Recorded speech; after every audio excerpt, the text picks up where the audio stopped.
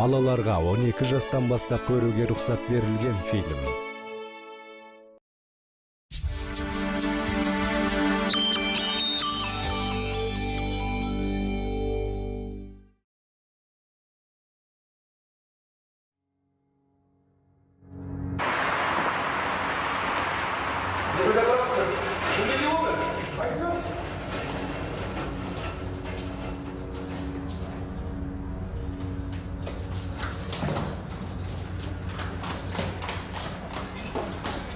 Райхан, план сарма?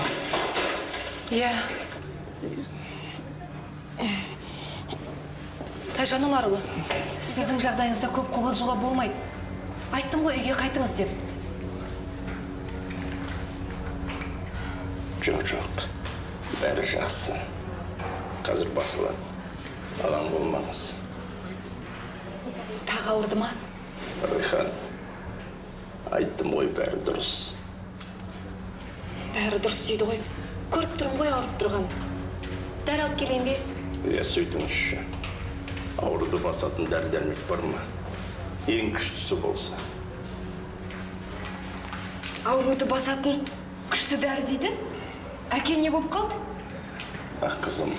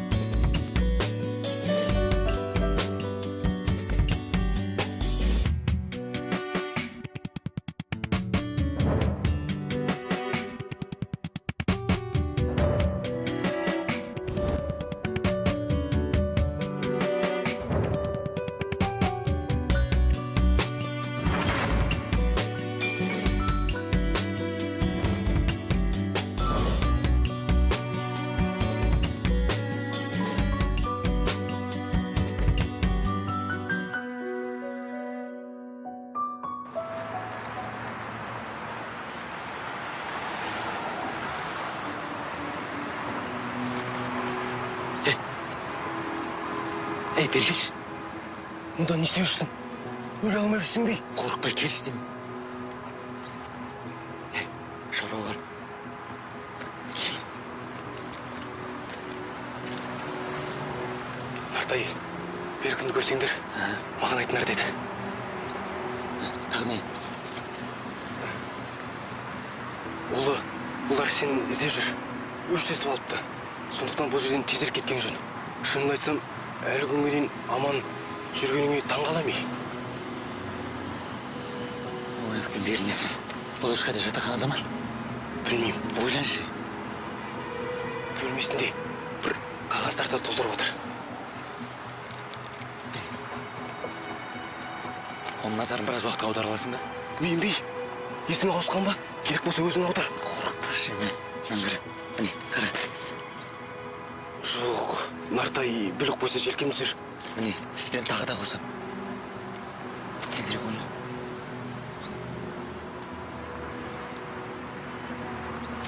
Асықпа.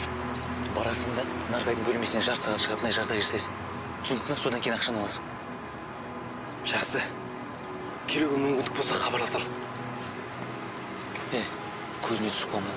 Түсінікті? Иә, кет бір.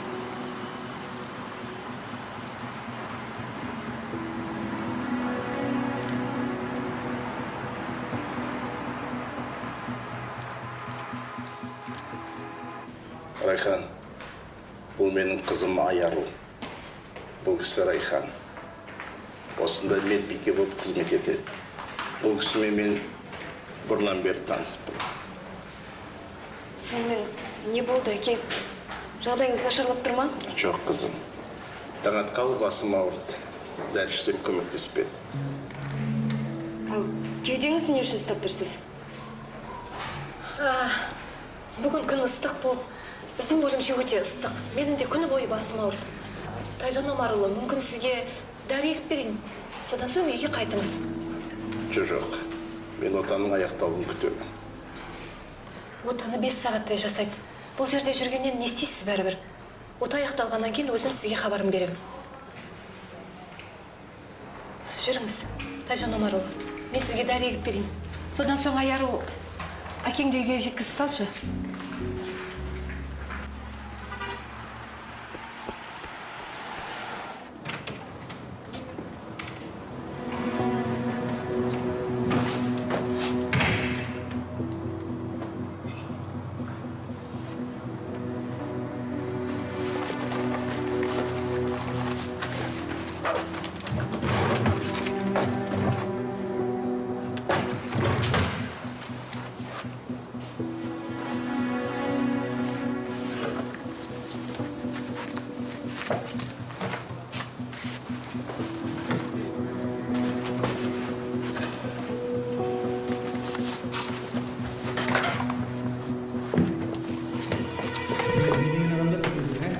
Өткен жолы терезесі сырды. Енді күшмекші болыңдар ма? Нұртай, абайсыз да сындырып алдың ғой. Жүр, барайықшы. Әте уақытты сөздің. Ақырын бұраққа өдің, су бұрқ ете қалды. Бұрқ етті? Өйткені сендер шеттерінен қолапайсызсыңдар. Әдейі істеген жоқпын ғой. Тез барайық, әйтпесе жатаған су басып кетеді. Жүр, құрып кетсіңдер.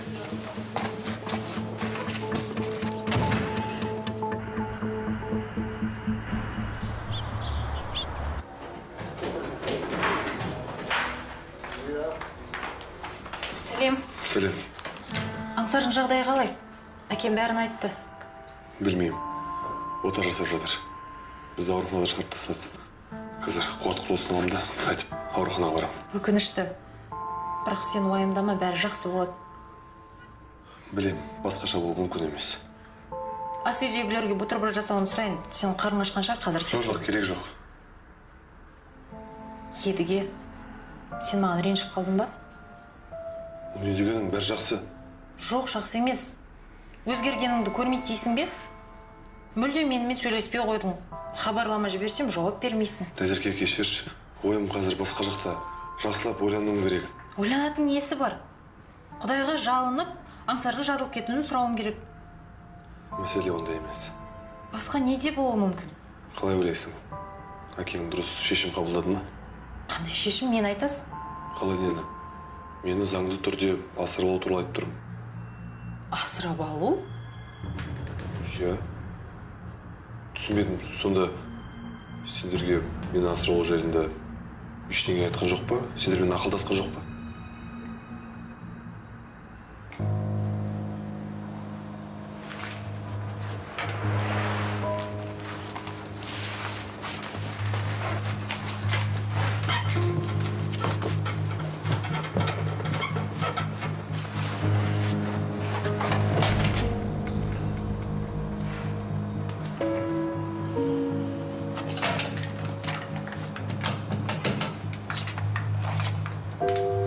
Алло, саламатсыздар ма? Бұл полиция бөлімшесі ме? Жоқ, маған әкем ештеңе айтқан жоқ.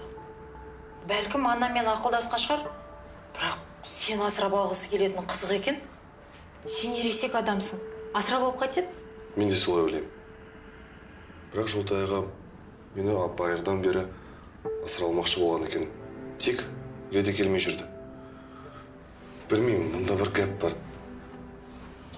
Меніңше әкем саған қамқорлық көрсеткісі келеді. Ал сен болсаң, барлық нәрседен бір арам пиғыл іздеп тұрасың. Міне керек болса, көп ұзамай менде 20 жасар бауырым болады.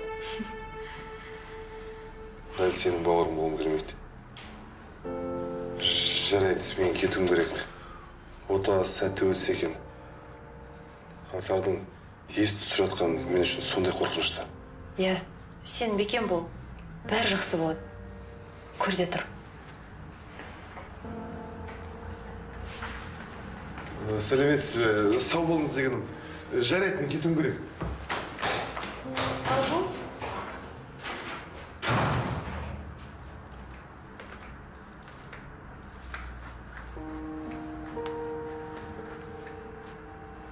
Не деп сыбырласып тұрсыңдар? Сәлем едігем. Ауруханаға барасың ба? Таксимен бе? Онда мені де ала кетші. Солда қиын ба? Білмеймін, мен үлгермейтін сияқтымын. Мен тіпті көлікті де тоқтатпадым әлі. Немене, өзің келе алмайсың ба? Демек, менің өтінішімді орындағын келмейтін жағдайға жеттің ғой, е? Тоғжан, неге сен бірден ашуланып шығасың, а?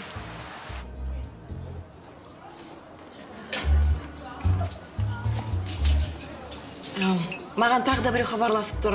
1 минут күте тұршы. Сәлем. Сәлем, қалың қалай? Сен хабарласады деп ойламап едім. Енді номеріңді жазып алған соң хабарласады деген сөз емес пе? Әдетте солай болмай ма? Қуаныштымын. Сен ауруханадан босап шықтың ба? Бүгін кездесек қайтеді. Қазір 1 минут күте тұршы, жарай ма? Мынау басылмайды ғой. Қамбар, мен саған өзім кейін хабарласам, жарай ма? Қамбар? Қандай Қамбар? Сен кіммен сөйлесіп тұрсың өзі? Сырласып жүрген жоқпыз, сізге солай көрінді. Назерке, сыбырласып жүргендеріңді көрмейді ғой деп пе едің? Не боп қалдың?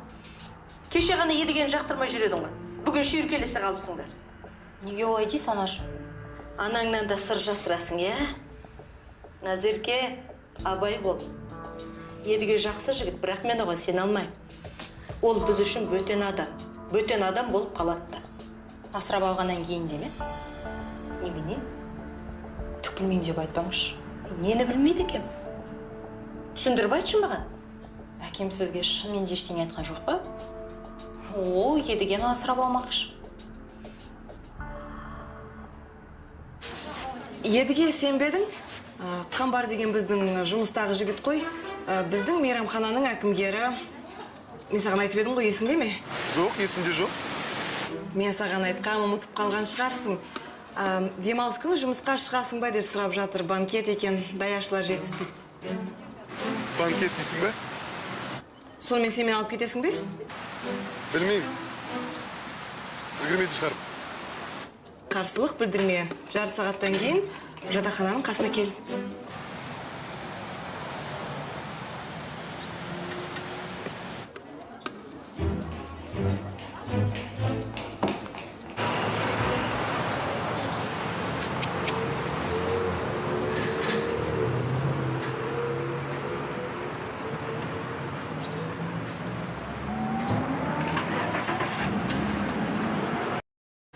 Немене?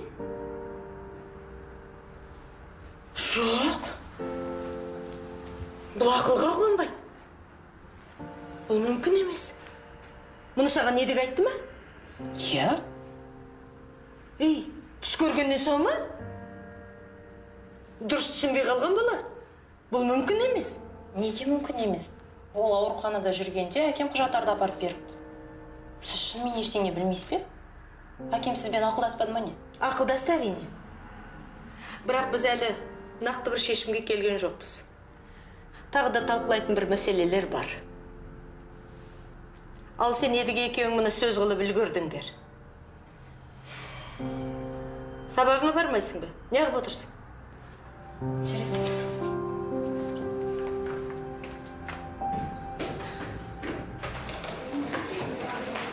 Кешіріңіздер, Аңсар Ыбыраев қайда? Ол палатасында жоқ екен. Қайда алып кетті оны? Тыныш, сабыр етіңіз. Айтыңызшы маған, қайда кетті? Мен барсам жоқ екен ол. Оған ота жасап жатыр. Ота? Бірден солай демес пе? Айтпақшы, егер де Аңсарға көмек керек болса... Уайымдамаңыз, бізде бәрі бар. Одан да өзіңізге тыныштандыратын дәрі алыңыз. Ештеңе етпейді. Отан ұзақ уақыт жасай ма? Мен палатасында күтсем деп едім. Өзіңіз біліңіз, бірақ отан ұзақ жасайды. Жарайды, мен сол жаққа бара берейін. Палатаның қасында болам. Жарайды. Рахмет. Тоқтап ал. Сен еркінсің ғой. Иә? Сөйлесуіңіз керек.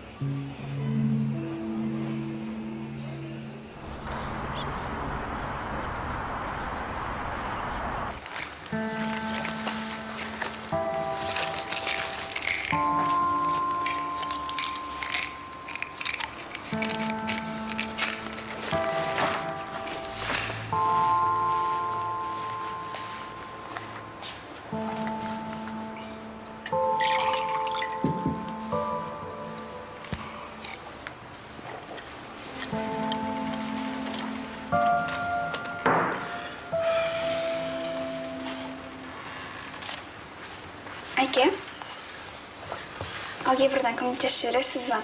Бір есеп беріп еді, құрып қалғырды, шығара алмай отырмын. Қызым әрине көмектесем. Бірақ құрып қалғыр деп сөйлеме. Я.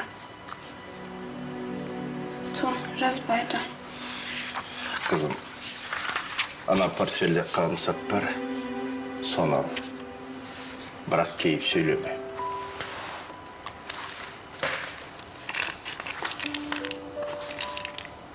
Әке, ал мынау не? Орнына қой, қызым. Ол менің дәрумендерім. Тәтті ме? Мен де дәрумен десем бола ма? Орнына қой дедім ғой. Ол ересектерге алған дәрумен. Әке, ал ересектерге опиоидті энергетиктің қажеті не? Ол шынымен дәрумен бе?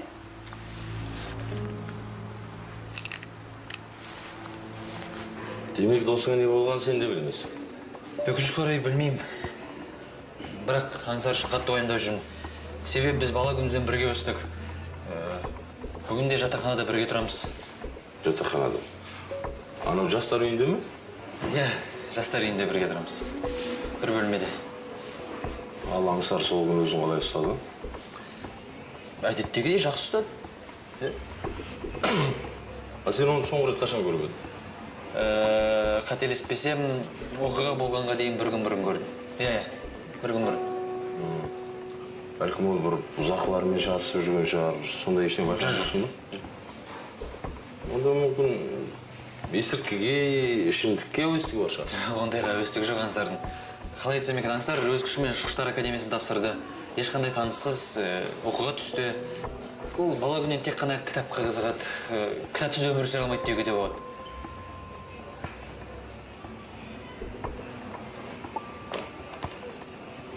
Ал досыңның сүйген қыздары ма еді? Жоқ, айтып отырмын ғой, басқа ештеңе өстенбеді, тек қана есілдерді кітап. Ал оны соққыға шыққан түні сен өзің қайда болдың? Қалай қайда болдың? Жатақханада болдым. Сен аңсарды сол күні көрген жоқпын деп едің ғой? Жоқ, мен ұйқыдан тұрсам, аңсар ерте тұрып кетіп қалыпты. Иә. Ерте тұрып кетіп қалды. Бұл сөзін біреу растай ала ма?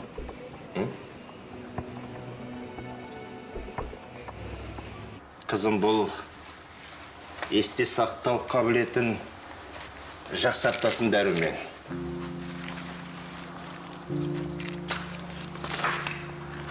Шын ба? Әрине. Қане тұр. Оппа! Қалай? Денім сапсау, аяқ қолым балғадай. Бірақ сен анана түс жарма. Әйтпесе білесің ғой. Алаң дәрігерге бар деп бай балаң салады. Ал мен болса, инеден қорқам. Бұл біздің құпиямыз болсын. Ал, қай есепті шығара алмай жүрсін, көрсетші. Ерген, айдалап сұрайын. Жаңа айтқан сөзіңе айғақ болатын адам бар ма? Көркем? Бар.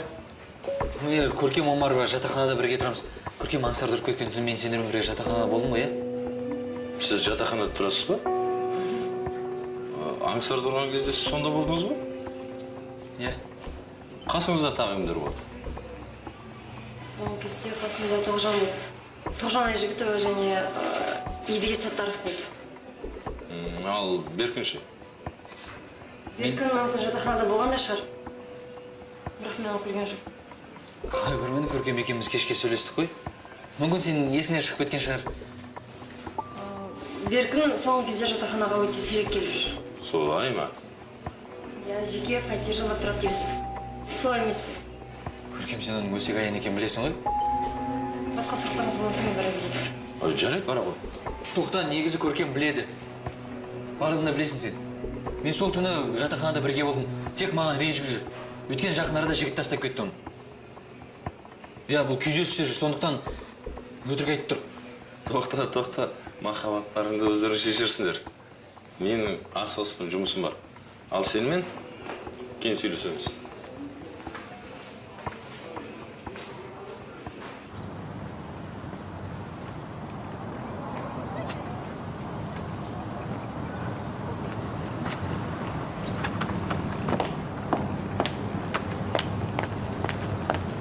Сәлеметсіз бе, қарындас? Сіз осында тұрасыз ба? Иә, не болыпты? Ренжімесеңіз, кімді Беркінді танисыз ба? Осында бір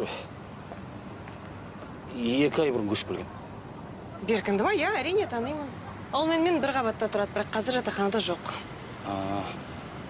Кешіріңіз. Қайда кетті екен? Телефон нөмірін алып тұрып сатма, білмеймін. Соған кім боласыз? Ағасы болам. Маған телефон нөмірін тауып бересіз ба? Ағасымын дейсіз бе? Ол сіздің фирмаңызда жұмыс істейді емес пе? Жұмыста көргеніңіз аздық етті ме? Қайдағы жұмыс? Екеуміздің кездеспегелі көп болды. Біздің Беркіннен ондай шығады. Қарындас, ренжімесеңіз, телефон нөмірін бересіз ба маған? Менде оның нөмірі жоқ. Бірақ бүгін мен оны көруім мүмкін. Не айтайын? Онда айтыңызшы маған тезірек хабарласын деп. Асығыс едім. Онда телефоныңыздың нөмірін қалдырып кетсеңіз қайтеді. Оның жоғалтып алуы мүмкін? Міне. Маған тезірек хабарласыншы. Бір сөйлесетін шаруаларыңыз береді. Рахмет сізге.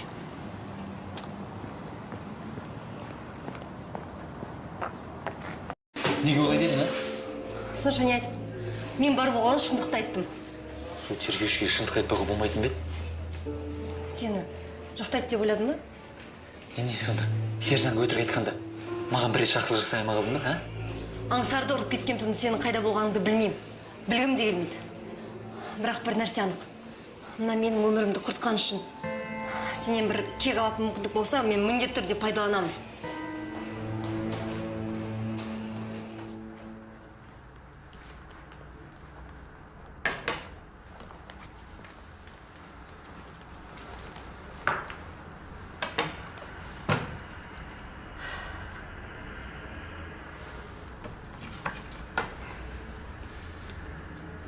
Ләззат, мен жұмыс істеп отырмын. Кешелі бер сөйлесудің реті жоқ.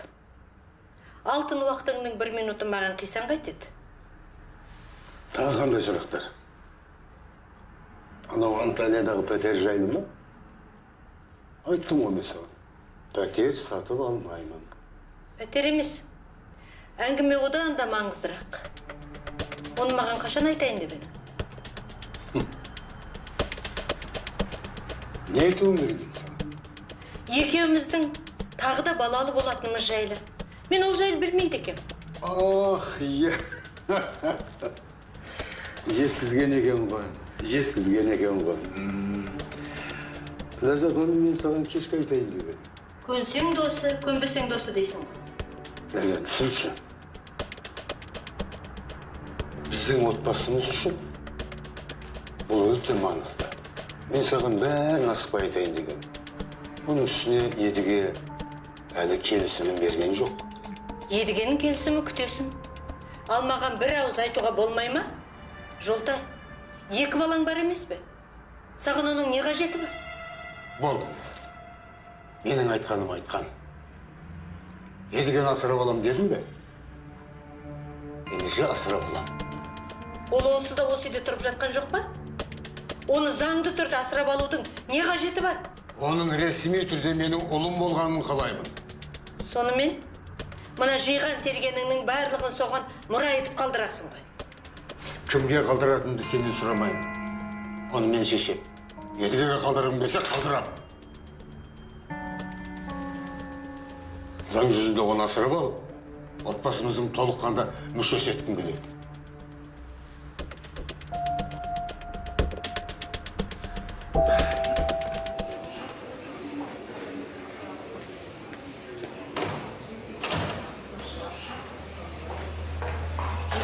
Қайда сықып барасың? Сүйген қызыңа жол жөнекей алып кетем дедің де, уәдеңде тұрмадың ғой. Мен сізге айтып отырмын. Кешір, уақытым болған жоқ. Кетіп қалғанын дұрыс деп шештім. Көп ұзамай ота жасап бітіру керек. Соңғы кездері неге екенін қайдам? Ештеңеге уақытың жетпейді ғой. Сондағы себебі не? Уақытты кімге бөліп жүрсің? Тоғжан, мазамды ала бермеш. Менімен адамша сөйлескен кезінде ұмытып қалыппын. Ал мен сенің адам сияқты болып жүрген кезіңді ұмытып қалдым. Ұнамаса өзіңе басқа жігіт тауып ал. Жарайды, қойшы, неге сонша ашуланасың? Мен сені жиірек көргім келеді, сағынып жүрмін ғой. Қалың қалай, не жаңалық? Бәрі бұрынғыдай. Ал сен ана құжаттарға қол қойдың ба? Құттықтай берсе бола ма сені? Қол қоймадым. Қоймаймын да. Қоймаймын деген не? Сонда сен сондай мүмкіндіктен бас тартпақсың ба? Несі бар? Сен қарсысың ба? Қарсымын әрине. Тағдырдың бұндай сыйынан тек ақымақ қана бас тартады. Сонда сен мені ақымақ деп тұрсың ба? Тоғжан, мен көп ойландым. Мен саған жарайтын жігіт емес сияқтымын.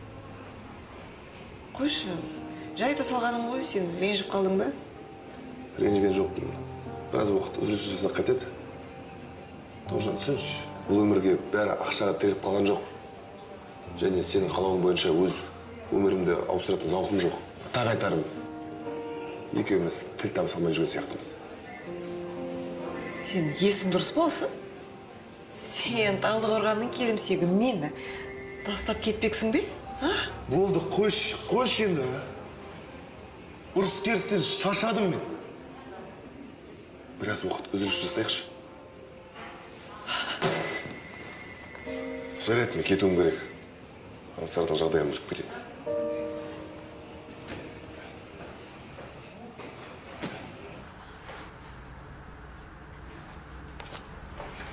Қамбар, мен көріп отырмын ғой. Кейін көресің. Берші бері, қызық жеріне жетіп қалын. Әңгімелесу керек. Маған 10 мың теңге бере тұршы. Қайтесің, бәрібір де үйден шықпайсың ғой. Жарататын жер табан бойымдама. Анамыздан сұрап көр. Мүмкін ең сүйікті баласына барын беретін шығар. Бермейді. Жаңа айтпаған сылтауым жоқ, берген жоқ. О да әкемізден сұра. Сен немен мазақтап тұрсың ба не? Назерке, бере тұршы, соңғы рет. Сұрамаймын одан. Бер телефонымды. Егер ақша бермесең, бермеймін телефонды. Әкеш бер. Едіге? Сен Едігеме хат жазып жүрсің ба не? Қамбар, әкел бері. Қызы екен. Берші, Қамбар. Әкеш бер. Асырап алған несі?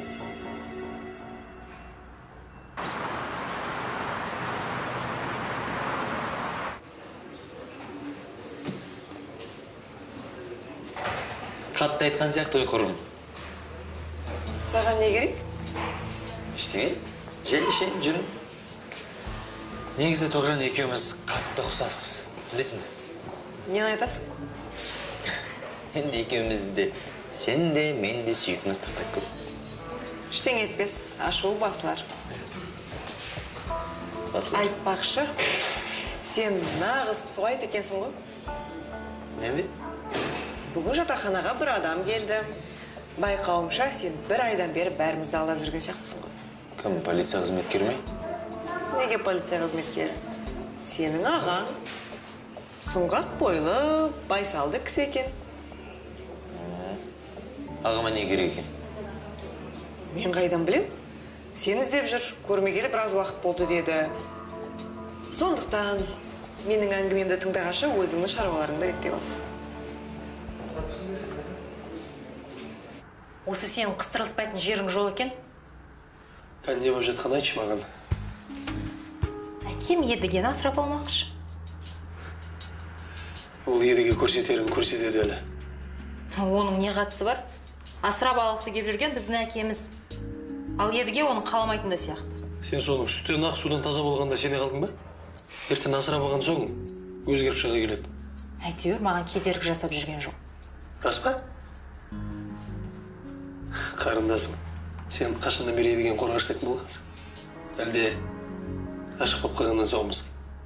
Ақымақ екенсің өзің. Ақша тұрмақ саған ештеңе жоқ ұқтың ба? Сосын мен телефоныма тиісуші болма.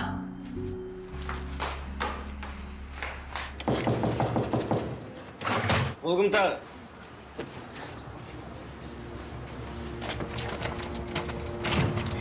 Нартай Төренұлы сіз ғой? Не, мен. Саламатсыз ба? Сіздің бөлмеңізде тексеруге рұқсат қағазым бар. Алдында ғана тексеріп едіңіздер ма? Қателеспесем ештеңе таба алмадыңыздар. Демек дұрыс тексермедік. Куәгерлер кіріңіздер. Ең болмаса не іздеп жүргендеріңізді айтсаңыздаршы. Әзірше отыра тұрыңыз. Құдайым-ай, мен не жасырады деп ойлайсыздар? Бұл бөлмені химиялық лаборатория қылады деп ойлайсыздар ма? Мен балалармен жұмыс істеймін, түсініңіз бе? Балалармен. Тамаша. Қазір 1-2 минут тексереміз де кетеміз.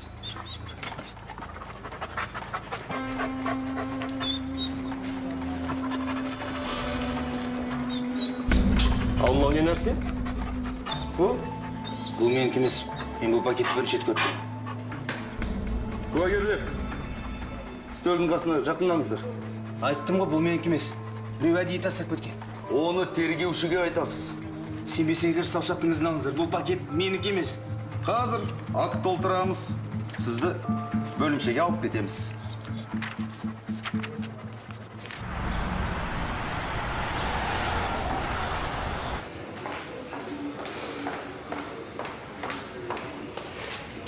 Сонымен, жаңалық бар ма? Жоқ. 6 сағат өтті. Ансармен бірдеңе болған сияқты. Едіге қайдаған айтпаш? Бірдеңе болса дәрігер айтатын еді ғой. Жақында ғана бәріміз бас қосып, қоныс тойын төлеп едік. Бірақ ол кезде жанымызда аңсар болды. Әлде қайда көңілдеді. Алматыға келгеніміз кеше ғана. Басымызда неше түрлі оқиға өтті. Мүлдем басқа адам болып кеттік. Соның бәріне Алматы кінәлі. Бұл өте қауіпті қала. Алматы? Иә, Алматы. Қала қауіпті емес, адамдар қауіпті. Құлқындарын ақша тесіп, айуанға айналып кетті. Түсінбеймін, сен кім туралы айтып тұрсың, а? Сен мына мені нұсқап тұрмысың, Едіге? Не болды? Қалай не болды? Сен аузыңа не болды? Сен не болды? Едіге, қойсаңдаршы! Тіпті осы сәтті салғаспысыңдар болмайды ма? Иә. Артынан сөйлесеміз. Сөйлесеміз. Дәрігер. Ота қалай өтті? Ансар қайда? Отаны жаңа ғана жасап біттік. Енді? Аңсардың беті бері қараған сияқты. Есін жаңа ғана жиды. Кіруге бола ма? Мен кірейінші. 1 сағаттан кейін біреуін кіріп, көріп шығуларыңа болады. Жақсы. Мен кіріп. Сен кіріп шық. Жарайды. Рахмет сізге. Мен кірем.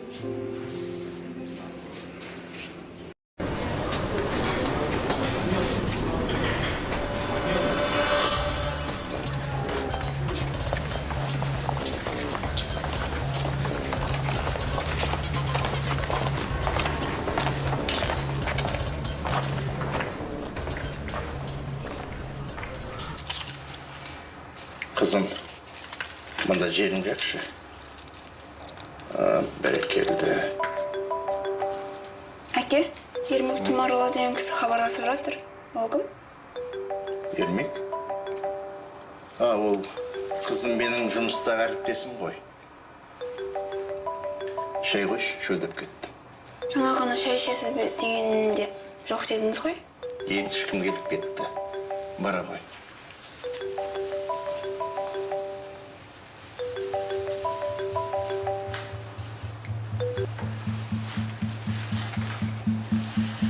Ермек Тұмарұлы. Ассалаумағалейкум. Уағалейкум ассалам, Тайжан Омарұлы. Сіз маған керексіз. Менің кабинетіме жолып кетсеңіз. Менің медициналық анализім дайын болды ма екен? Телефон арқылы айта салсаңыз. Тайжан Омарұлы. Жоқ, телефон арқылы айта алмаймын. Сіз маған жолығып кетіңіз. Түсінікті. Демек, бір маңызды әңгіме бар десеңізші. Солай ма? Анализдарыңызды талқыламайық. Ертең міндетті түрде сіз менің кабинетіме кіресіз. Сізді ертеңге тізімге мен жазып қоямын қазір. Келістік пе?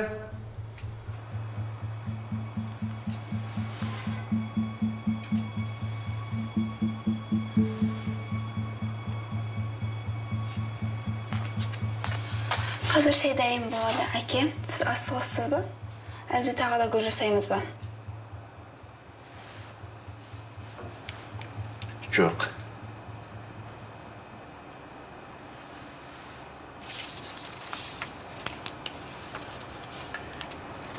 Асығыс емеспін.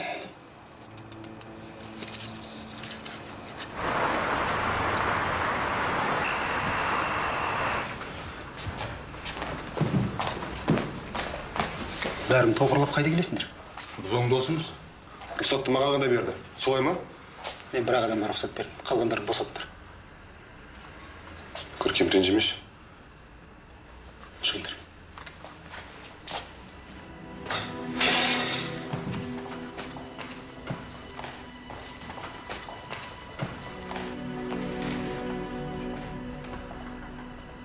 Аңсар. Аңсар. Естіп тұрсың ба? Аңсар.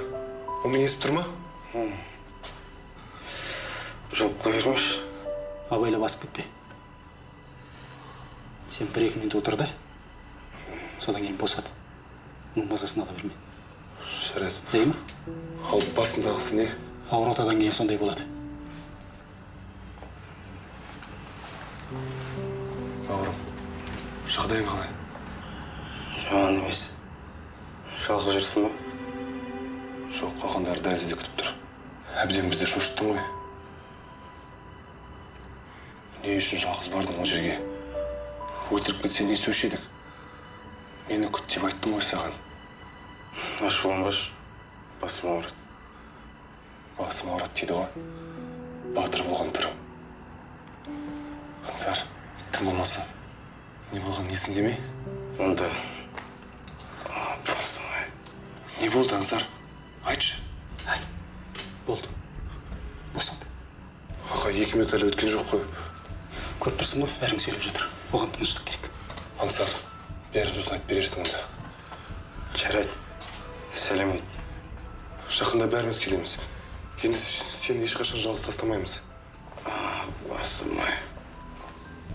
Әлі келесің.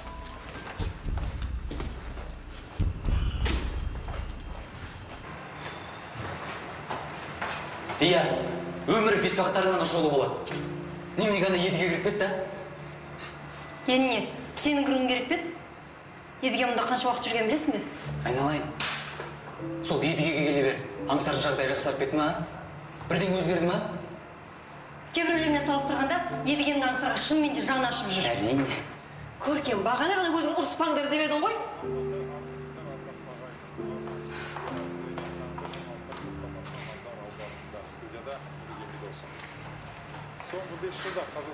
Көркем, енді сен маған ашулана беруін қойшы. Көркем, бір адам сияқты отырып, сөйлесіп, бір тіл табыс көрейік те. Көркем, мен сенімен сөйлесіп тұрмын. Сен өзімен естіп тұрсың ба? Бір адам сияқты отырып, сөйлесіп көрейікші деп айтып тұрмын ғой саған. Көркем. Тұра тұршы, біздің жатақхананы көрсетіп жатқан сияқты. Жарайды. Алматы қаласының полиция қызметкерлері бұрын соңды естімеген қылмысты ашты. Шынымен де біздің жатақхана ғой. Полиция қызметкерлерінің мәліметі бойынша, жатақхана тәрбиешісі балалар үйінің бұрынғы тәрбиеленушілерін, соның ішінде кәмелетке толмаған жастарды есірткі саудасына тапқан. Полиция қызметкерлері тергеу ісіне зияны тимеу үшін әзірге қылмыскерлердің есімін атаған жоқ.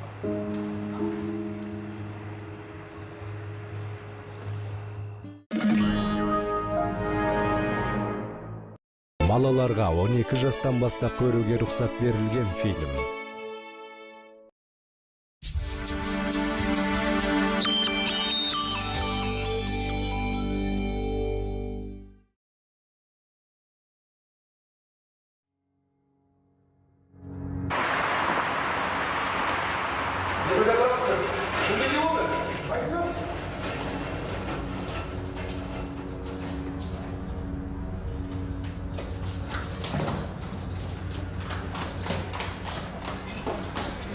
Райхан, бұл Аңсар ма? Иә. Тайжан Омарұлы, сіздің жағдайыңызда көп қобалжуға болмайды. Айттым ғой, үйге қайтыңыз деп. Жоқ, бәрі жақсы. Қазір басылады. Алаң болмаңыз. Тағы ауырды ма? Райхан, айттым ғой, бәрі дұрыс. бәрі дұрыс дейді ғой. Көріп тұрмын ғой ауырып тұрған. Дәрі алып келейін бе? Иә, сөйтіңізші. Ауруды басатын дәрі-дәрмек бар ма? Ең күштісі болса. Ауруды басатын күшті дәрі дейді? Әке не болып қалды? Ақ қызым.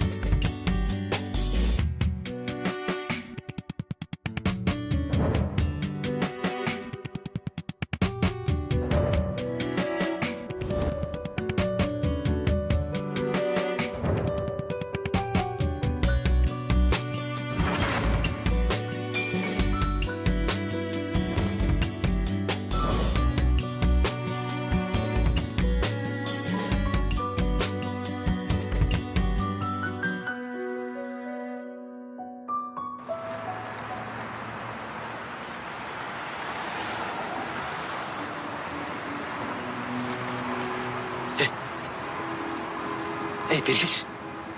Мұнда не істеп жүрсің? Өле алмай жүрсің бе? Қорықпай келші деймін. Шаруалар. Кел. Нартай, Беркінді көрсеңдер, маған айтыңдар деді. Тағы не айт? Олар сен іздеп жүр. Өштесіп алыпты. Сондықтан бұл жерден тезірек кеткен жөн. Шынын айтсам, әлі күнге дейін аман жүргеніңе таң қаламай. Ояқпен берілмесін. Бұл ешқайда жатақханада ма? Білмеймін. Ойланшы. Бөлмесінде бір қағаздарды толтырып отыр. Оның назарын біраз уақытқа аудара аласың ба? Мен бей. Есің ауысқан ба? Керек болса өзің аудар. Қорықпа шеме. Маңғыры. Міне, қара. Жоқ, Нартай білік қойса желкем түсер. Міне, үстінен тағы да қосам. Тезірек ойла.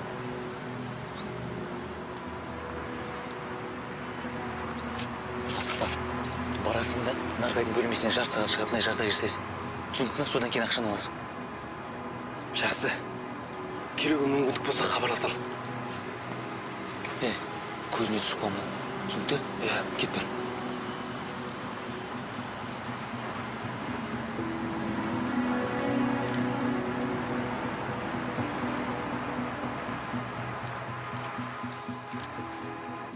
Райхан, бұл менің қызым Айару. Бұл кісі Райхан. Осында медбике болып қызмет етеді. Бұл кісімен мен бұрыннан бері таныспын. Сонымен не болды, әке? Жағдайыңыз нашарлап тұр ма? Жоқ, қызым. Таң атқалы басым ауырды. Дәрі ішсем көмектеспеді. Ал кеудеңіз не үшін ұстап тұрсыз? Бүгін күн ыстық болды. Біздің бөлімше өте ыстық. Менің де күні бойы басым ауырды. Тайжан Омарұлы, мүмкін сізге дәрі егіп берейін. Содан соң үйге қайтыңыз. Жоқ. Мен отаның аяқталуын күтемін. Отаны 5 сағаттай жасайды. Бұл жерде жүргеннен не істейсіз бәрібір? Ота аяқталғаннан кейін өзім сізге хабарын беремін. Жүріңіз, Тайжан Омарұлы. Мен сізге дәрі егіп берейін. Содан соң Айару әкеңді үйге жеткізіп салшы.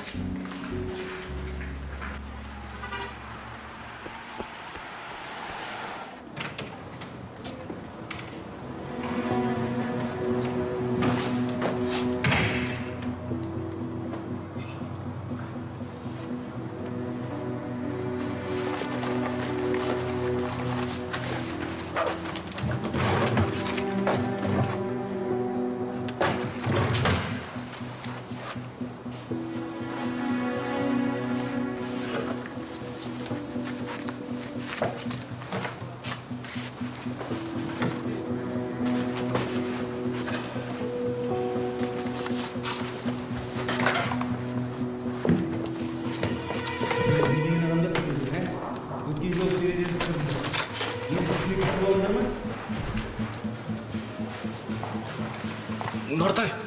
абайсызда сындырып алдым ғой.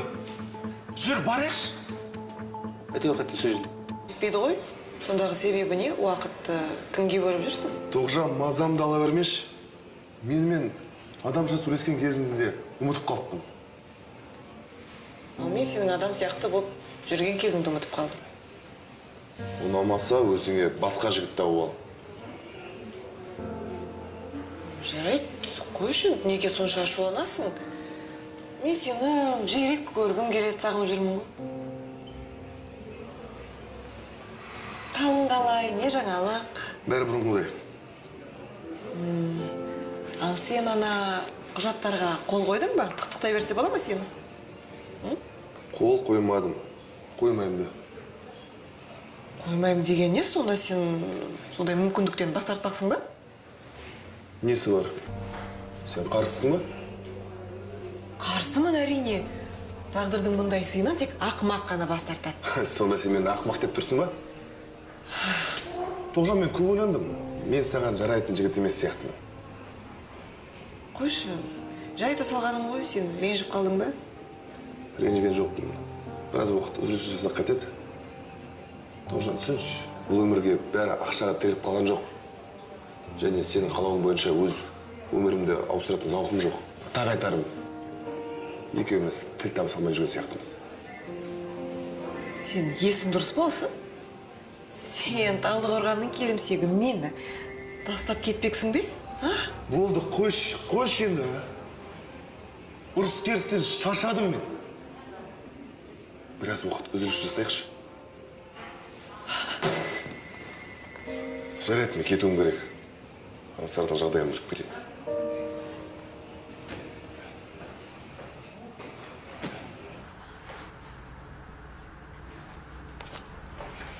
Қамбар, мен көріп отырмын ғой. Кейін көресің. Берші бері, қызық жеріне жетіп қалдым. Әңгімелесу керек. Маған 10 мың теңге бере тұршы. Қайтесің оны, бәрібір де үйден шықпайсың ғой. Жарататын жер табан уайымдама. Анамыздан сұрап көр. Мүмкін ең сүйікті баласына барын беретін шығар. Бермейді. Жаңа айтпаған сылтауым жоқ, берген жоқ. Онда әкемізден сұра. Сен немен мазақтап тұрсың ба не? Назерке, бере тұршы, соңғы рет. Сұрамаймын деген. Бер телефонымды. Егер ақша бермесең, бермеймін телефонды. Әкеш бер. Едіге? Сен Едігеме хат жазып жүрсің ба не? Қамбар, әкел бер. Қызық екен. Берші, Қамбар. Әкеш бер. Асырап алған дейсің?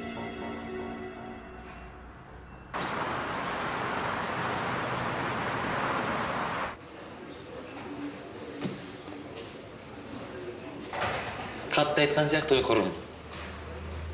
Саған не керек? Ештеңе? Желешейін жүрім. Негізі Тоғжан екеуміз қатты ұқсаспыз. Білесің бе? Нені айтасың? Енді екеумізді сен де, мен де сүйікіміз тастап көп. Іштең етпес, ашуы басылар. Айтпақшы, сен нағыз суайт екенсің ғой. Не бе? Бүгін жатақханаға бір адам келді. Байқауымша, сен бір айдан бері бәрімізді алдап жүрген сияқтысың ғой. Кім, полиция қызметкері ме? Неге полиция қызметкері? Сенің ағаң. Сұңғақ бойлы, байсалды кісі екен. Ағама не керек екен? Мен қайдан білем? Сен іздеп жүр, көрмегелі біраз уақыт болды деді. Сондықтан менің әңгімемді тыңдағанша өзіңнің шаруаларыңды реттеп ал. Осы сенің қыстырылыспайтын жерің жоқ екен? Қан не болып жатқан айтшы маған. Әкем Едігені асырап алмақшы. Ол Едіге көрсетерін көрсетеді әлі. Оның не қатысы бар? Асырап алғысы кеп жүрген біздің әкеміз. Ал Едіге оның қаламайтын да сияқты. Сен соның сүттен ақ судан таза болғанда сене қалдың ба? Ертең асырап алған соң өзгеріп шыға келеді. Әйтеуір маған кедергі жасап жүрген жоқ. Рас па? Қарындасым, сен қашаннан бері Едігені қорғаштайтын болғансың? Әлде ашық болып қалғаннан саумысың? Ақымақ екенсің өзің. Ақша тұрмақ саған ештеңе жоқ, ұқтың ба? Сосын мен телефоныма тиісуші болма.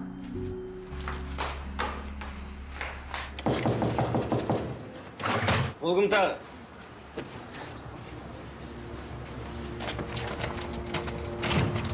Нартай Төренұлы сіз ғой? Мен. Сәлеметсіз ба? Сіздің бөлмеңізде тексеруге рұқсат қағазым бар. Алдында ғана тексеріп едіңіздер ма? Қателеспесем ештеңе таба алмадыңыздар. Демек дұрыс тексермедік. Куәгерлер, кіріңіздер. Ең болмаса не іздеп жүргендеріңізді айтсаңыздаршы. Әзірше отыра тұрыңыз.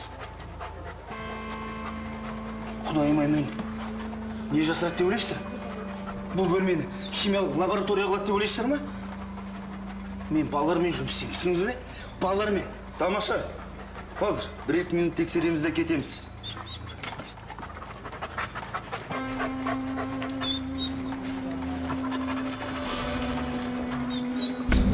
Ал мынау не нәрсе? Бұл менікі емес. Мен бұл пакетті бірінші рет көрдім. Куәгерлер, стөлдің қасына жақындаңыздар. Айттым ғой, бұл менікі емес. Біреу әдейі тастап кеткен. Оны тергеушіге айтасыз. Сенбесеңіздер, саусақтың ізін алыңыздар. Бұл пакет менікі емес. Қазір акт толтырамыз. Сізді...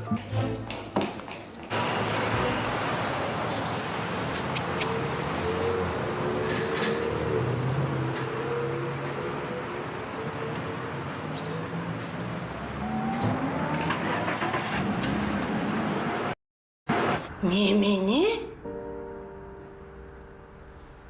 Жоқ. Бұл ақылға қонбайды. Бұл мүмкін емес. Мұны саған едік айтты ма? Иә. Ей, түс көргеннен соң ма? Дұрыс түсінбей қалған болар. Бұл мүмкін емес. Неге мүмкін емес? Ол ауруханада жүргенде әкем құжаттарды апарып беріпті. Сіз шынымен ештеңе білмейсіз бе? Әкем сізбен ақылдаспады ма не? Ақылдасты әрине. Бірақ біз әлі нақты бір шешімге келген жоқпыз.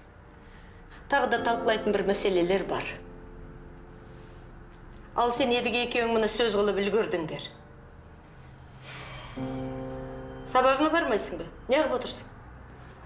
Жүрек.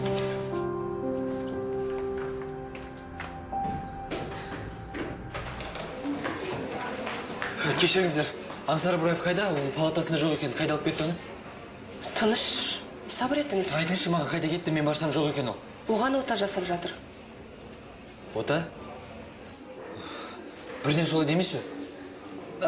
Айтпақшы, егер де Аңсарға көмек керек болса... Уайымдамаңыз, бізде бәрі бар. Одан да өзіңізге тыныштандыратын дәрі алыңыз. Ештеңе етпейді. Отан ұзақ уақыт жасай ма? Мен палатасында күтсем деп едім. Өзіңіз біліңіз, бірақ отан ұзақ жасайды. Жарайды, мен сол жаққа бара берейін. Палатаның қасында болам. Жарайды. Рахмет. Тоқта бауыр. Сен беркінсің ғой? Иә? Сөйлесуіміз керек.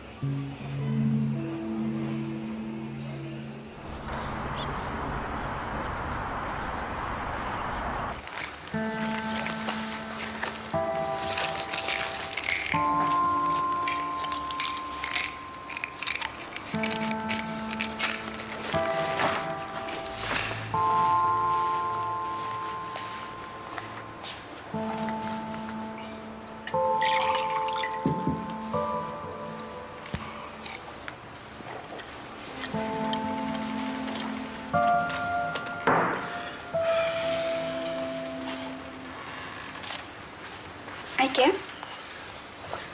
алгебрадан көмектесіп жібересіз ба? Бір есеп беріп еді, құрып қалғырды, шығара алмай отырмын. Қызым әрине көмектесем, бірақ құрып қалғыр деп сөйлеме. Иә. Жазбайды. Қызым, ана портфелде қалымсат бар, соны ал. Бірақ кейіп сөйлеме.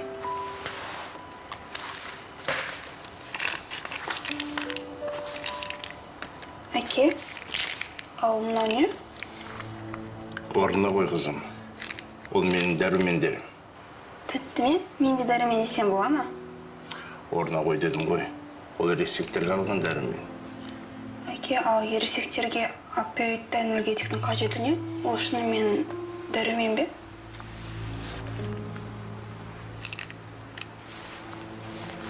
Демек, досыңа не болған сен де білмейсің. Өкінішке орай білмеймін. Бірақ аңсар үшін қатты уайымдап жүрмін. Себебі біз бала күнімізден бірге өстік. Бүгінде жатақханада бірге тұрамыз. Жатақханада? Анау жастар үйінде ме? Иә, жастар үйінде бірге тұрамыз. Бір бөлмеде. Ал аңсар сол күні өзін қалай ұстады? Әдеттегідей жақсы ұстады. А сен оны соңғы рет қашан көріп едің? Қателеспесем, оқиға болғанға дейін бір күн бұрын көрдім. Иә, бір күн бұрын. Бәлкім ол бір бұзақылармен шатысып жүрген шығар, сондай ештеңе байқаған жоқсың ба? Онда мүмкін есірткіге, ішімдікке әуестігі бар шығар. Ондайға әуестігі жоқ аңсардың. Қалай айтсам екен, аңсар өз күшімен ұшқыштар академиясын тапсырды. Ешқандай таныссыз оқуға түсті. Ол бала күннен тек қана кітапқа қызығады. Кітапсыз өмір сүре алмайды деуге де болады.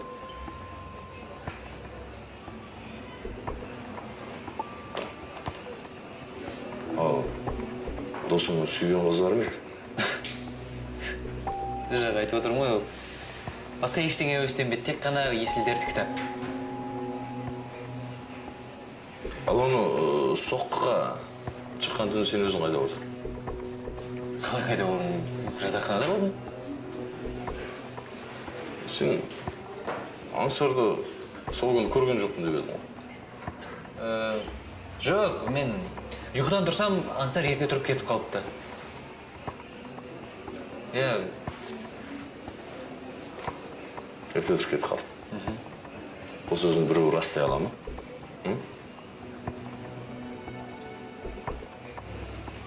Қызым, бұл есте сақтау қабілетін жақсартатын дәрумен.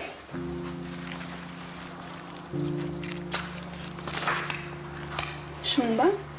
Әрине. Қане тұр. Оппа! Қалай? Денім сапсау, аяқ қолым болғадай. Бірақ сен анаңа түс жарма. Әйтпесе білесің ғой. Алаң дәрігерге бар деп бай балаң салады. Ал мен болса, инеден қорқам. Бұл біздің құпиямыз болсын. Ал, қай есепті шығара алмай жүрсін, көрсетші. Ерген, айдалап сұрайын. Жаңа айтқан сөзіңе айғақ болатын адам бар ма? Көркем? Ақырын бұраққа бөдің, су бұрқ ете қалды. Бұрқ етті? Өйткені сендер шеттерінен қолапайсызсыңдар. Әдейі істеген жоқпын ғой. Тез барайық, әйтпесе жатаған су басып кетеді. Жүр, құрып кетсін бәрі.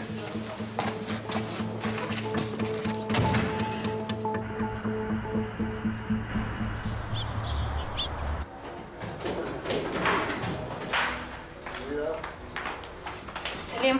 Сәлем. Аңсардың жағдайы қалай? Әкем бәрін айтты. Білмеймін. Ота жасап жатыр. Бізді ауруханада шығарып тастады. Қазір қуат құрылысын аламын да, қайтып ауруханаға барамын. Өкінішті. Бірақ сен уайымдама, бәрі жақсы болады. Білем, басқаша болу мүмкін емес. Ас үйдегілерге бутерброд жасауын сұрайын. Сен қарның ашқан шығар қазір. Жоқ, керек жоқ. Едіге, сен маған ренжіп қалдың ба? Не дегенің, бәрі жақсы. Жоқ, жақсы емес. Өзгергеніңді көрмейді дейсің бе? Мүлде менімен сөйлеспей қойдың. Хабарлама жіберсем, жауап бермейсің. Назерке, кешірші. Ойым қазір басқа жақта. Жақсылап ойлануым керек. Ойланатын несі бар? Құдайға жалынып, аңсардың жазылып кетуін сұрауым керек. Мәселе онда емес. Басқа не де болуы мүмкін? Қалай ойлайсың? Әкең дұрыс шешім қабылдады ма? Қандай шешім, мен айтасың? Қалай нені? Мені заңды түрде асырап алу туралы айтып тұрмын. Асырап алу? Иә. Түсінбедім, сонда сендерге мені асырап алу жайында ештеңе айтқан жоқ па? Сендермен ақылдасқан жоқ па?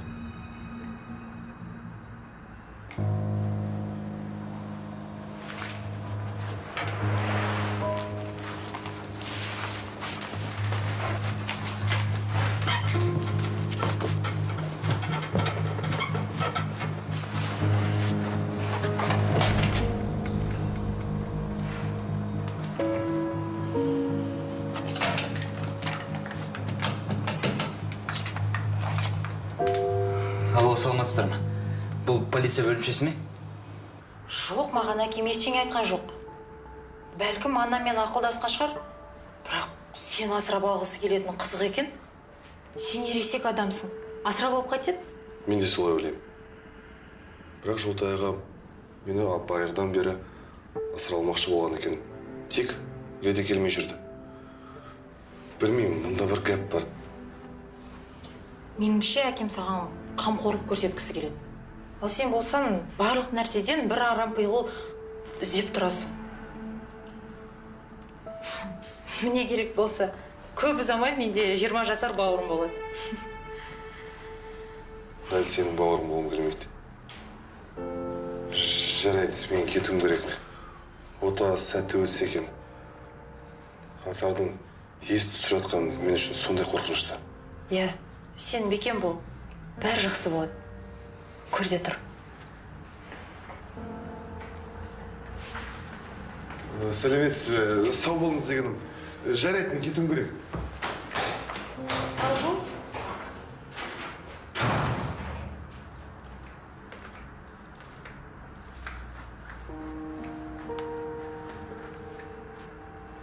Не деп сыбырласып тұрсыңдар? Сәлем едігем. Ауруханаға барасың ба? Таксимен бе? Онда мені де ала кетші. Солда қиын ба? Білмеймін, мен үлгермейтін сияқтымын. Мен тіпті көлікті де тоқтатпадым әлі. Немене, өзің келе алмайсың ба? Демек, менің өтінішімді орындағың келмейтін жағдайға жеттің ғой, е? Тоғжан, неге сен бірден ашуланып шығасың, а?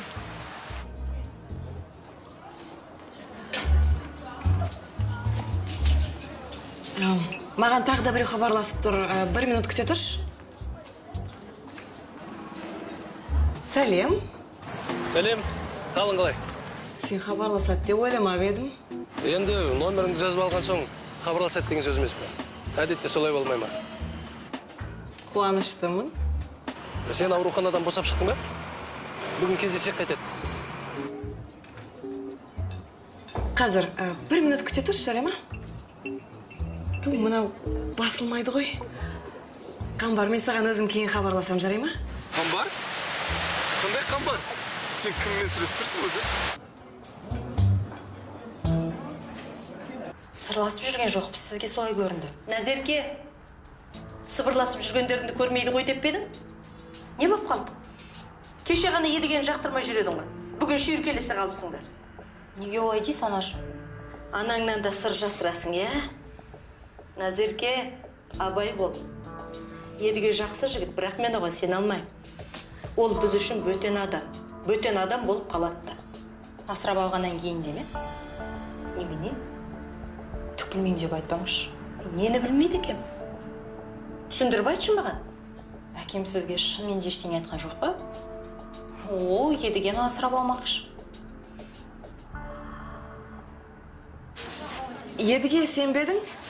Қамбар деген біздің жұмыстағы жігіт қой. Біздің мейрамхананың әкімгері. Мен саған айтып едім ғой, есіңде ме? Жоқ, есімде жоқ. Мен саған айтқам, ұмытып қалған шығарсың. Демалыс күні жұмысқа шығасың ба деп сұрап жатыр. Банкет екен, даяшылар жетіспейді. Банкет дейсің бе? Сонымен сен мен алып кетесің бе? Білмеймін. Үлгермейтін шығар. Қарсылық білдірме. Жарты сағаттан кейін жатақхананың қасына кел.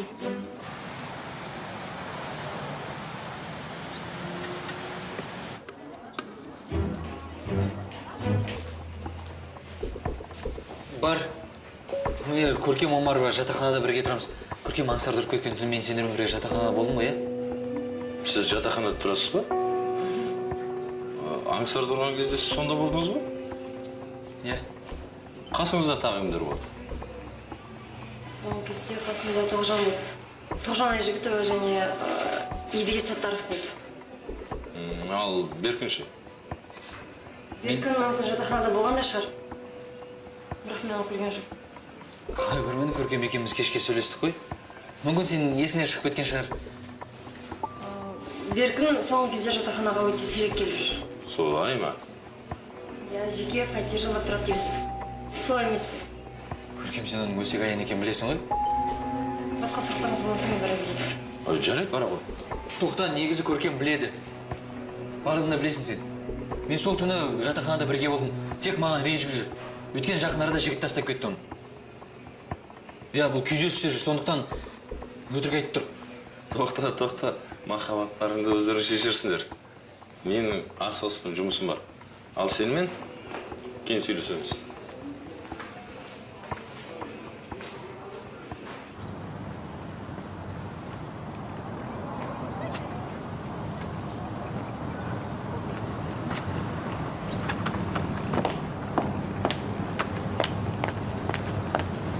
Сәлеметсіз бе, қарындас?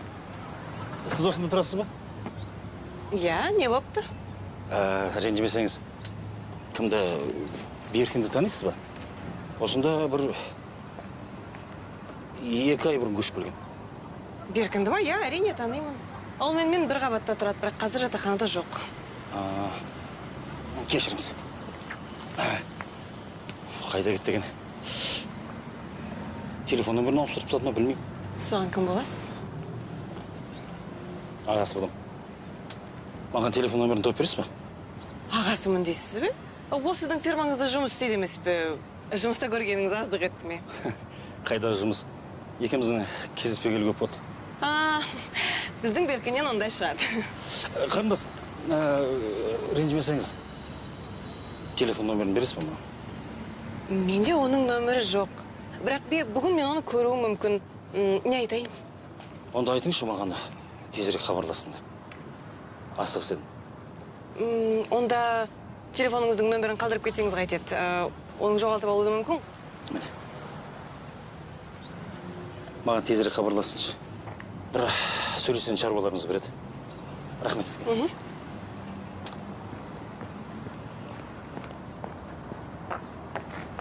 Неге олай дедің, Сонша не айтып? Мен бар болған шындықты айттым. Сол тергеушіге шындық айтпауға болмайтын бе? Сені жоқтайды деп ойладың ба? Не, сонда сержанға өтірік айтқанда маған бір рет жақсылық жасай ма қалдың ба? Аңсарды ұрып кеткен түні сенің қайда болғаныңды білмеймін. Білгім де келмейді. Бірақ бір нәрсе анық. Мына менің өмірімді құртқан үшін сенен бір кек алатын мүмкіндік болса, мен міндетті түрде пайдаланамын.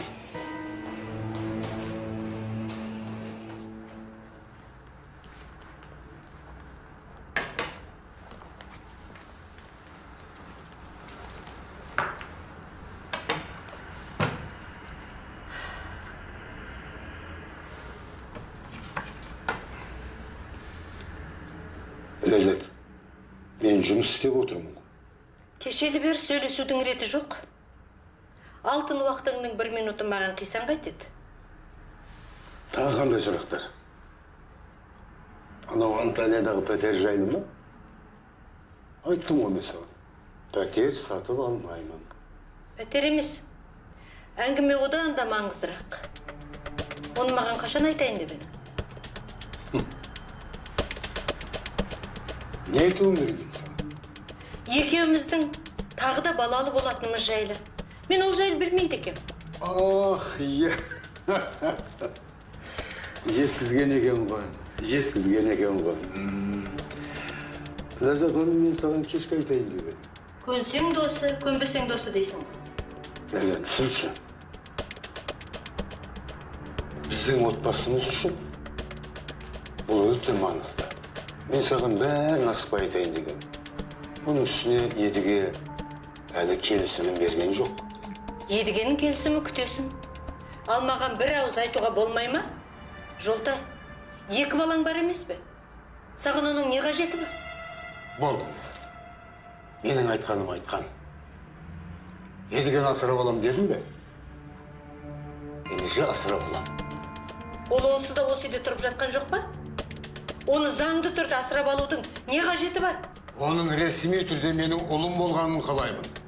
Сонымен, мына жиған тергеніңнің барлығын соған мұра етіп қалдырасың ғой. Кімге қалдыратынды сенен сұрамаймын. Оны мен шешем. Едігеге қалдырым десе қалдырам. Заң жүзінде оны асырап алып, отбасымыздың толыққанда мүшесі еткім келеді.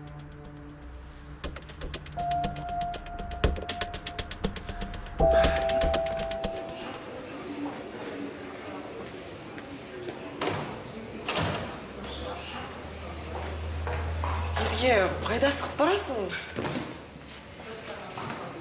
Сүйген қызыңа жол жөнекей алып кетем дедің де, уәдеңде тұрмадың ғой. Мен сізге айтып отырмын. Кешір, уақытым болған жоқ. Кетіп қалған дұрыс деп шештім. Көп ұзамай ота жасап бітіру керек.